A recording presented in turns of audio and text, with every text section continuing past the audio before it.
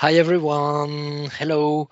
I'm Thierry Noël from Ubisoft, and first of all, thank you very much for the invitation. It's always nice to share a moment like this. But let's go directly to the topic, which is Assassin's Creed, and especially its pedagogic tool and the discovery tool. So let me just share my screen with you, and here it is. I guess you may be seeing it right now. Yes, so we're going to talk about Assassin's Creed and to see what's behind and beyond, because you know it's a history-based game, and so we're going to see the work that is made both to elaborate the game and then to make the discovery tool. My colleague Maxim will talk to you more in detail about the discovery tools, the pedagogic tool. He's the world conception director at Ubisoft Montreal. He's the franchise historian of Assassin's Creed. He's the one that created the discovery tool, and so he will give you all detail about this. In my case, so I'm Thierry Noël. I'm an inspirational content advisor in Paris HQ, and I've worked on the research to provide historical elements, all kinds of elements of inspiration for the game itself. So I'm gonna just talk to you about the game itself. As I said, and as you may know, Assassin's Creed is an adventure action game that is based on pivotal moments in history, on key moments in history. It started in 2007 with the Third Crusade. Then we went to the Italian Renaissance. We dealt with the American Independence War, the Golden Age of piracy. We explored the French Revolution too. We dealt with the Victorian London, and more recently we've been in ancient Egypt, in classical Greece, and now, as you surely know, the last Assassin's Creed Valhalla, takes place in the Viking Age, more precisely in between 9th century Norway and England. It deals with that moment, that core moment when the Viking invasions were about to take all Anglo-Saxon England. So history is really important for Assassin's Creed. Assassin's Creed is action, is adventure, but it always takes place in very important historical moments, and it requires, Assassin's Creed requires the recreation, the reconstruction of historical periods, and in every kind of detail. So, as you can imagine, we have a lot of research to do to recreate those worlds. Well, obviously, what we do first when we choose a setting for the next Assassin's Creed, for an Assassin's Creed game, what we do first is to study and learn about the period. I'm a historian myself, for example, and we study a lot. We read a lot. We use books. We use obviously all the resources you can find on internet, but we can find any kind of resources. You can imagine that we have very detailed worlds, very complete worlds. So we need to know everything. We need to material culture, about buildings, about equipment, about daily life items of any kind.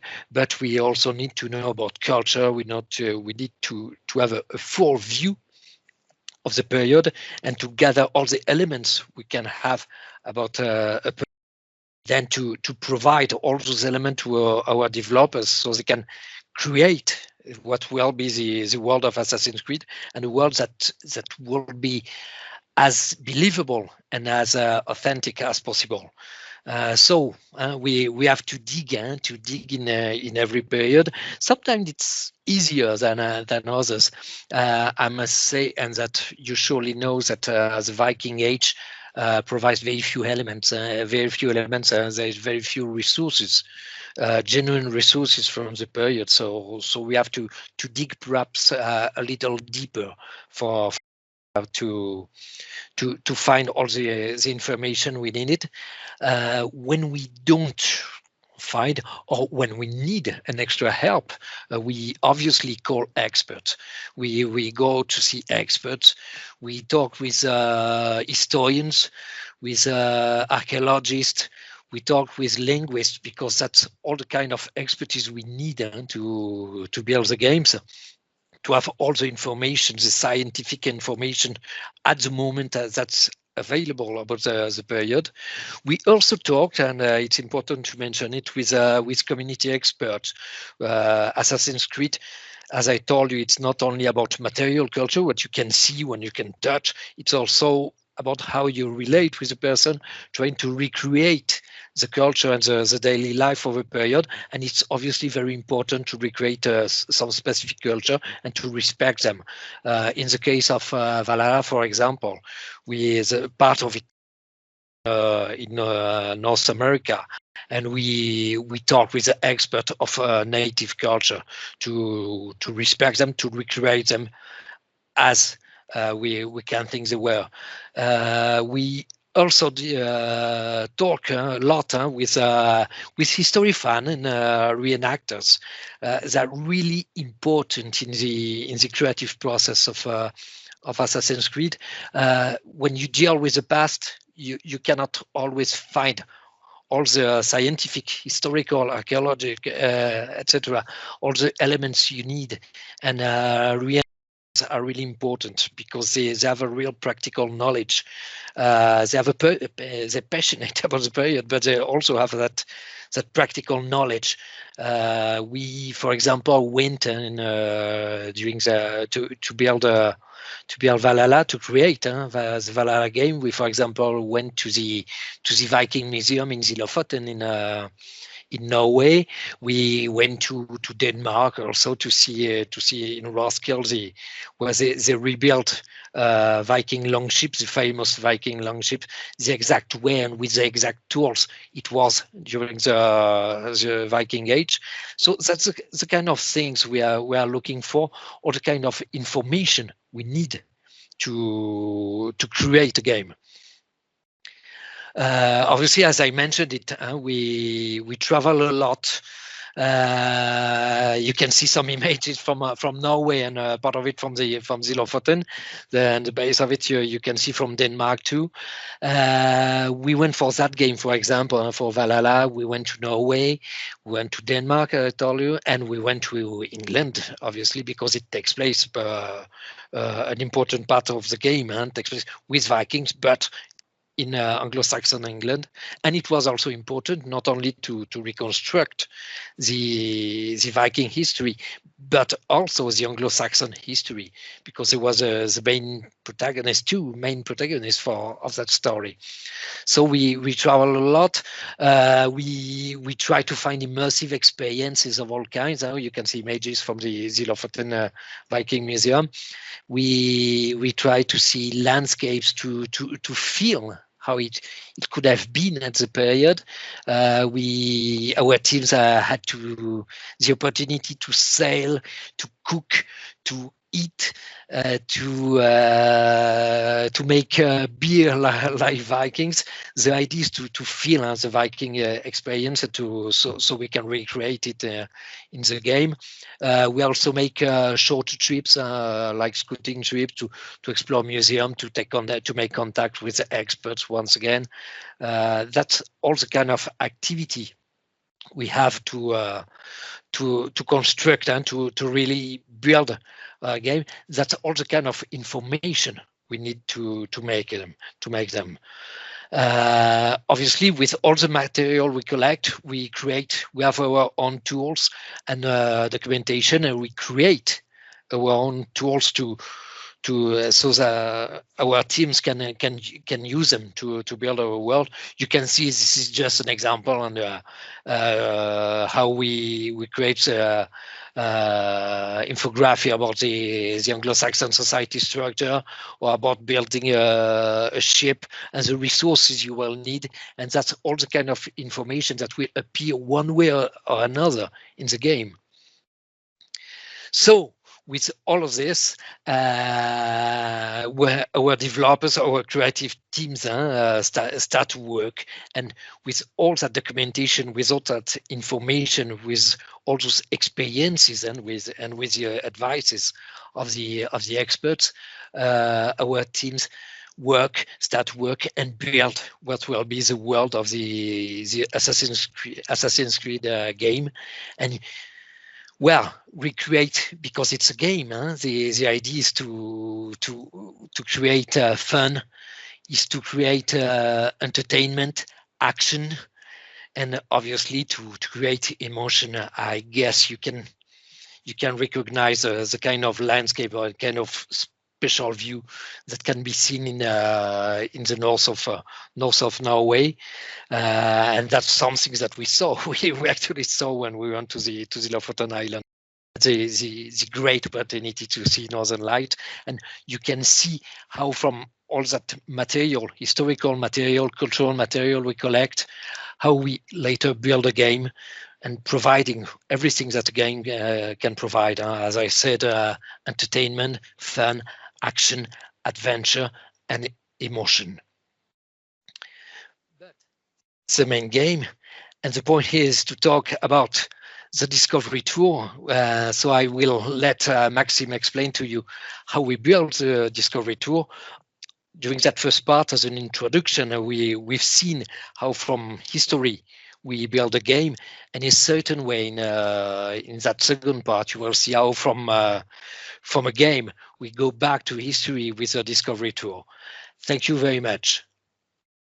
Thank you very much, Thierry, and hi everyone. It's a real pleasure to be here again. So let's jump in right into Discovery Tour as of now. What is Discovery Tour? It's a concept where we want to be generous, where we want to be helpful. So the objectives as we set ourselves when we created this experience back in 2017, 2018, is that we wanted to make people learn about history. We wanted to make history and the game worlds that we have built accessible to everyone. We wanted to create a safe experience so that people could go with their family, with their friends, inside a museum, inside a school, without fear of either not being good at playing a video game or fearing of any violence, for instance. So the goal was really to be generous, and in addition to history, we also wanted to tell about the game making, about the process of how we deal with history, how we adapt it, but also how does a video game work? What's the magic behind? Basically, the Discover Tour is that place.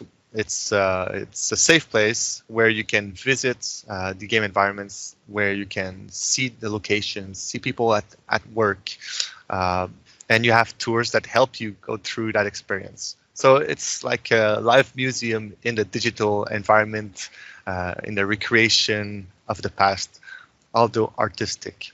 The basic idea is that you have an avatar, a character that you make move through the environment, following a golden line on the ground, and you get in contact with historical information along the way. The idea was born out of our desire to make history more accessible. Reality is that Assassin's Creed has been launched in 2007, the first game, and ever since that game was launched, we realized that there was tremendous potential for history telling. So ever since the second Assassin's Creed game, we had started to include an encyclopedia. And so that lasted until the latest game that was released in 2015, and then we took a break and we came back with the idea of the Discovery Tour in addition. So we released the first Discovery Tour in ancient Egypt back in 2018. We released the latest version, which is Discovery Tour Ancient Greece, in September of 2019. And we have announced that the upcoming Discovery Tour for Assassin's Creed Valhalla should be released in 2021. So what's inside a discovery tour? Basically, if we look at the latest version, the Discovery Tour Ancient Greece, what you will find is a place where you can immerse yourself in a virtual past of ancient Greece. It's a place where you can explore. So you have quite a huge map and you can go everywhere. So we don't have any limits, any constraints for players. They really can freely roam the environment that we've built. And the goal is also to allow for some gamification so that there's a little bit more motivation for people to pursue their adventure, to pursue their visit of the tours themselves. In the original Discovery Tour in Ancient Egypt, we had 75 guided tours. In the latest version in Ancient Greece, we have 30 guided tours. Reality is that even though the number is lower, the quantity of information is actually higher. The tours are divided by categories, so you can easily define the kind of visit you want to have, or kind of lesson that you want to toggle on the specific day. So for instance, if you do want to talk about famous cities like the city of Athens and the Acropolis, where you can choose from that category, or if you want to talk about the philosophers, well, there's a category for that also. So it's quite easy to define what you want. Along your way, you have 5 guides that will help you to put you into the context. So 4 of them are real history.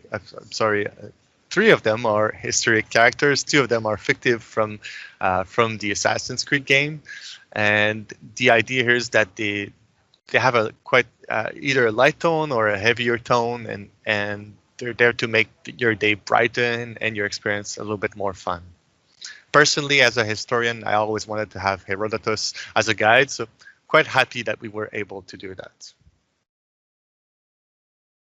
There are many ways to get access to your content. One of them is that you can open the map from the game itself, and you can choose from all of these icons on the map the place where you want to go at. So some of them you can fast travel to them, so you can easily get to the point. So you don't spend time navigating if you don't want to. But other points, there are places where visitors, either they're students or family members, they have to find them. They have to explore and get there to find what's the historical information that's there. So that's a little incentive to push for exploration and to push for discovery. When you zoom in on the map, for instance, you can here go into Athens and go over each of the icons to see what the content is about. So for instance, here it's a tour about the School of Greece, and we talk about music and how that was relevant and important for ancient Greece. You have the estimated time and the duration of the tour, so that it can work in your the time that you have allowed for this activity, for instance, in your class. And you can easily press Start Tour, and then you can start the tour. One of the tools that has been appreciated quite a lot, both in Assassin's Creed and the Discovery Tour, is photo mode. So at any given moment, you can decide to stop the action, take control of the camera, and you can take pictures. You can add filters and you can share them. In terms of motivation, people like it. I guess it allows for some creativity, but also for teachers, that's very useful, because if you want to ask students to show that they've understood something, a topic, or if you want them to extract information from the game, this is the best way to do it. Either if you're using a console version or if you're using a PC version, in both ways, you can extract the picture and use it outside of the Discovery Tour environment. Another way to define the content that you want to use is through using the timeline. When you toggle over any of these characters, there will be a tour associated with it, so that can help to show people that the content of the Discovery Tour is scattered through quite a large time period. During your experience of the Discovery Tour, you have as I said, guides, but you also at the end of each tour have a light quiz. So bear in mind that this is meant to be accessible. It's meant so that anybody can play it, no matter the age. So it's not super heavy, and there's no scoring mark. Here the goal is that if you have the positive answer, well, good for you, you move forward. If you don't have the positive answer, the guide will explain to you why the answer that you've given is not the appropriate one. So we try to strengthen the learning through that process also. As you're playing, you unlock new characters. So by playing tours, by discovering new historical content, there's 35 of them. And you also have mounts that you can find and equip with your character. So it's a little extra for motivation. And if you're anything like me or like many players of the Discover Tour, you might want to try and play as a kid, for instance, so that it changes a little bit the perspective, although it doesn't change the content of the Discover Tour itself. In addition to historical learning, there's also what we call behind the scenes. So these are specific category of information where we try to tell the visitors a little bit more about the history of game making.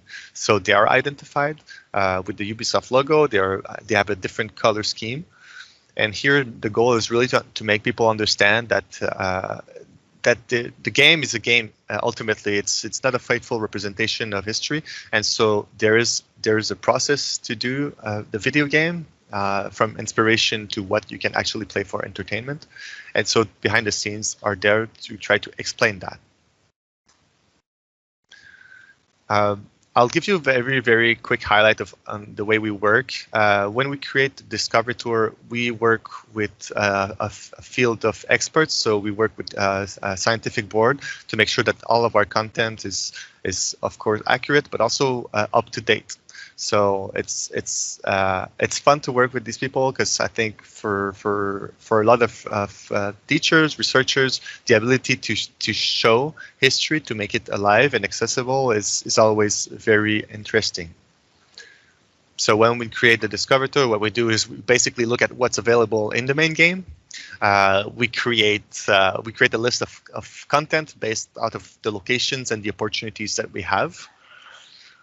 For instance, here, that was the first original tour that we made for the Discovery Tour in ancient Greece. It's based off in Delphi, and that was the first tour that we planned. So we tried to create an experience that would show all of the different elements of the site. Then we asked historians to validate the information that we were giving and to provide images of references from museums. There are about 500 of them throughout each Discovery Tour. So images from museums, images from archives, or images from today's location. So you can compare in between what's in the game and what is modern day place. Ultimately, we make sure that to focus on best experience for players. So either we make sure that the duration of each tour is not too long, so that it can fit into a classroom time, but also because we know the attention span for visitors is quite limited. So that's why we try to narrow it down to about 10 to 15 minutes for each tour in average. Ultimately, all of these blue icons that just appear on screen are additional content that are not part of each tours, but they're scattered around. So if you feel like you want to visit these locations and have information, well, it's available for the visitors. Discover Tour, I'd say it works. I'll be super honest, brutally honest. It's not perfect, but what we have been able to create up so far, I think, has been a good and satisfying solution to make sure that it could be brought into classrooms. So even before we launched the first Discovery Tours, we started to playtest with schools, with teachers. We did focus group, and we participated in scientific research. So for us, that always has been very important to make sure that what we created was actually relevant for schools. Although admittedly, the vast majority of the Discovery Tour players are Assassin's Creed players because they received the Discovery Tour for free. To finish this presentation, although it is a very quick one, the goal here is to show you some examples of what teachers are doing with the Discovery Tour, the kind of logistic that it represents. So Discovery Tour is either accessible through the video game Assassin's Creed, so either Assassin's Creed Origins or Assassin's Creed Odyssey. The Discovery Tour comes for free with these games, but also the Discovery Tour is available as a standalone version for computer, for PC. So the price range is quite different. So the way to play it is either by using a game console or a PC. As for Assassin's Creed Odyssey and the latest Discovery Tour, you can play them also on streaming platforms like Google Stadia. So if you don't have the hardware in the classroom, but you do have an internet connection, that is possible for you. Otherwise, in terms of schools, sometimes it requires a physical space for students to play. If they are at home due to a pandemic, for instance, of course it's another challenge. So that then you might want to go into more of the streaming devices. Otherwise, if you're physically in the classroom, well, you'll need the computers. You'll need to make sure that you've installed everything properly before. There's a bit of hassle with making sure that the game runs. So it's really important to work with the IT team of either your school board or district to make sure that everything runs smoothly before you get into the classroom, so that you have more time to spend with the students to play the Discovery Tour instead of spending time on trying to make the game run. Firewalls are sometimes problematic with school IT management. So again, it's worth investing a little time, but the results are very promising. So how do people actually use the Discovery Tour in their classroom? There are as many ways to use it as there are teachers that have different ways of teaching. Either you can use the Discovery Tour as a start of a conversation, so you make students visit one site and then you have an opportunity to communicate, or you can task them, like the example here on screen, to with kind of a treasure hunt where you ask them to find things within the Discovery Tour experience, and so they do have to produce a workbook to demonstrate that they've understood, to share with the other students, to create an opportunity for dialogue and for themselves to ask questions. So all of these examples that I'm showing on screen, you can also find some of their social media handles. So if you want to get into contact with these people, please do so. They're very communicative, and they appreciate to share with other teachers. In this case here, it's from a private school quite close to the Ubisoft studio where we created Discovery Tour. Here they have 38 computers, so each student has their own Discovery Tour session. And they play the game, they fill out paper, they use the photo mode, but also sometimes when they're lucky and there's no pandemic, they're able to also go and visit some of the museums where we've used some of the artifacts to create Assassin's Creed, and for which we have some artifacts in the Discovery Tour experience also. So here it's quite a more immersive version, pushed to the extreme, but it's very interesting. Especially we're thinking about teachers that would normally go into historical sites in Greece or sometimes in Egypt, and they can't do it anymore. So the Discovery Tour might be a good solution to virtually visit these locations. I'll throw in some more names and some more examples of other teachers. Here is William Brou from France. He's built his YouTube channel a couple of years ago, and he talks about using all different sorts of games, not just the Discovery Tour, also real games, real fun games. And you can find some of the information out there on social medias. Robert Whitaker is also another teacher that's using in college level the Discovery Tour and other video games as well. And he's also hosting a podcast that's called History Respond. And I think here there's a very good dialogue that's being done with historians, with students, and I encourage you to look forward to what he's doing. Zach FANNI is another example from Canada, often asking himself or his students to compare the video game with real historical sites. And I think, again, here the opportunity is to create a dialogue for students to ask themselves, why is the video game sometimes very realistic? Why is it sometimes not realistic? And here there's a good opportunity to discuss about how medias are adapted to entertainment. Lastly, I just wanted to lightly talk about the fact that the Discovery Tour has been used in many museums. It's still ongoing, and I really look forward for more opportunities like this. Here again, the goal is to present a visual example that can help create a dialogue between artifacts and the museum exhibit itself. Many museums use this opportunity to deepen people's knowledge, starting from something that's accessible, either the Discover Tour or Assassin's Creed environments, and then go into a discussion where they talk really a little bit more about about real history behind. So thank you very much. I know this was super quick. So if you do have more questions, please feel free to contact us at Ubisoft. If we have a support page for teachers. If you look for Discovery Tour by Ubisoft, you will find it very easily on any web browser. Our web address is also acdiscoverytour@ubisoft.com. So if you want to get in touch with us, please feel free to do so. And I really look forward to hearing a little bit back from you guys. Thank you very much.